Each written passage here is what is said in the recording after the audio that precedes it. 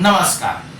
महाशिवरात्रीच्या दिवशी मी सांगितलेला हा खास उपाय केला तर आपल्या घरी लक्ष्मीचे आगमन होईल.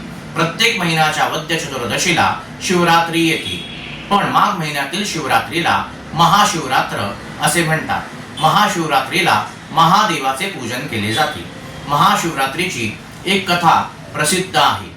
एकदा एक व्याध शिकारीसाठी जंगलात गेला होता. तेथे त्याला हरणी दिसली. हरणी पाहून त्याने बाणाचा नेम धरला. त्यावरती हरणी त्याला म्हणाली, मी माझ्या पिल्लांना भेटून येते, मग तू मला मार. हरणीची विनंती पारध्याने मान्य केली आणि तो एका झाडावर जाऊन बसला. ते झाड बेलाचे होते. हरणी परत येईपर्यंत तो ती बेलाची पाने तोडून खाली फेकत होता. काहीच न खाल्ल्यामुळे त्याच्याकडून आपोआप वास घडला होता.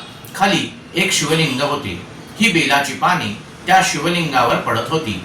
त्याच्याकडून आपोआप पुण्य घडून गेले. त्यामुळे त्याला साक्षात्कार झाला की प्राण्यांची हिंसा करणे हे पाप आहे.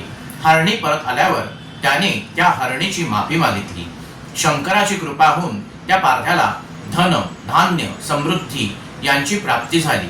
त्यामुळे आपण देखील महाशिवरात्रीच्या दिवशी मी सांगितलेला हा खास उपाय केला तर आपल्याला देखील धन, धान्य, समृद्धी, संपत्तीची प्राप्ती होईल.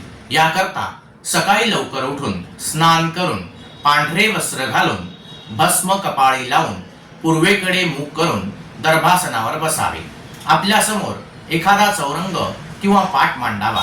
त्यावर पांढरे वस्त्र पसरावे. त्यावर तांदूळ घालावे.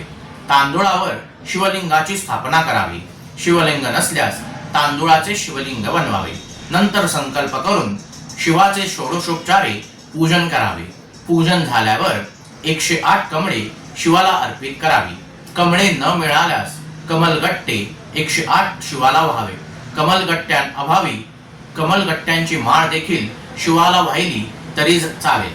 तसेच नमः शिवाय या मंत्राचा जप करीत 1008 बेलाची पाने शिवाला वाहिल्यास आपल्या घरी लक्ष्मीचे आगमन हमखास होईल.